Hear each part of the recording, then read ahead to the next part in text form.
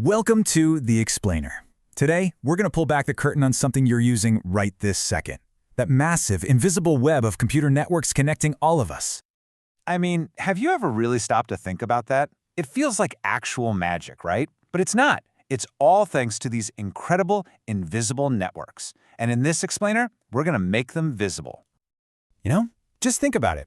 Whether you're streaming a movie, firing off an email for work, or even just scrolling through your feed, you're constantly tapping into all these different kinds of computer networks. They're basically the hidden architecture of, well, everything we do online. Okay, so to really get how this whole thing works, we've got to start small. I'm talking really small, like right inside your own house. We're going to build our understanding from the ground up.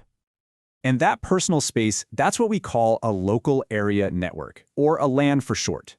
This is the first and honestly the most important piece of the entire puzzle.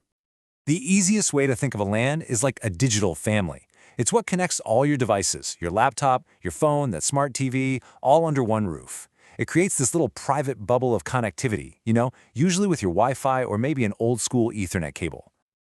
And trust me, you use this stuff all the time without even thinking about it. You know when you wirelessly print something from your laptop to the printer across the room? That's your home LAN doing the work. Or when you share a file with a coworker's computer at the office without having to email it, yep, that's your office LAN. All right, so we've got one building covered. But what happens when you need to connect a bunch of those LANs, say spread all across a city?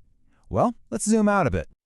That's where something called a metropolitan area network, or a MAN, comes into the picture. So if the LAN is your house, the MAN is like the whole city's road system. It's the thing linking all those different buildings and locations together into one big connected network. This is the kind of infrastructure that lets a big university, for example, connect its main library with the engineering school and all the student dorms. Or think about a hospital system. A MAN is what lets the main hospital share patient records, like instantly, with a smaller clinic way on the other side of town. Okay, so we've gone from a single room to an entire city. Now it's time for the final leap. Let's connect the whole world. And for that, we need a wide area network. A wide area network, a WAN, covers a huge geographical area. I'm talking countries, continents, the whole globe.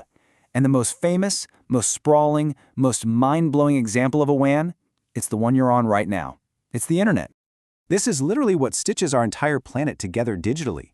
Your data is racing between continents through these just unbelievable feats of engineering. We're talking satellites orbiting the Earth and these massive fiber optic cables that are literally laid on the bottom of the ocean. So when you boil it all down, it's really just about scale, right? You've got the LAN for your house, the MAN for your city, and the WAN for the whole world. Each one is just a bigger version of the last, all stacked on top of each other. But wait a second. This brings up a really important question. Once your information leaves the safety of your own little LAN and gets out onto that huge public WAN, how do you keep it safe and private? And that brings us to our final and maybe most important concept. This is where the Virtual Private Network, or VPN, becomes so important. It's a tool that was designed for one reason: to give you privacy and security on these big, open networks. So what a VPN does is it creates this secure, private, and totally encrypted layer on top of the public internet. The analogy is perfect. It's like putting all your data inside a locked, armored car before you send it out on that big public data highway. Here's how it works, basically. Your device connects to a special private server, and that server builds a kind of encrypted, secure tunnel all around your internet traffic. So everything you do is hidden inside that tunnel, which protects your data from, well, anyone who might be trying to peek. And that's what makes a VPN such a critical tool today. It's essential for anyone working from home or for doing something like online banking when you're on the public Wi-Fi at a coffee shop. Really, it's just about taking back a little bit of your digital privacy. All right, let's pull all this together. We've talked about LAN, MAN, WAN, and then VPNs on top. So why does any of this actually matter? Why should you care?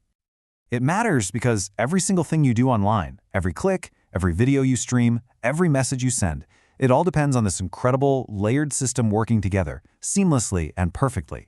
It's the invisible foundation our whole connected world is built on. And here's the thing. This system is always changing, always evolving. With new tech like 5G and artificial intelligence coming online, it really makes you wonder, right?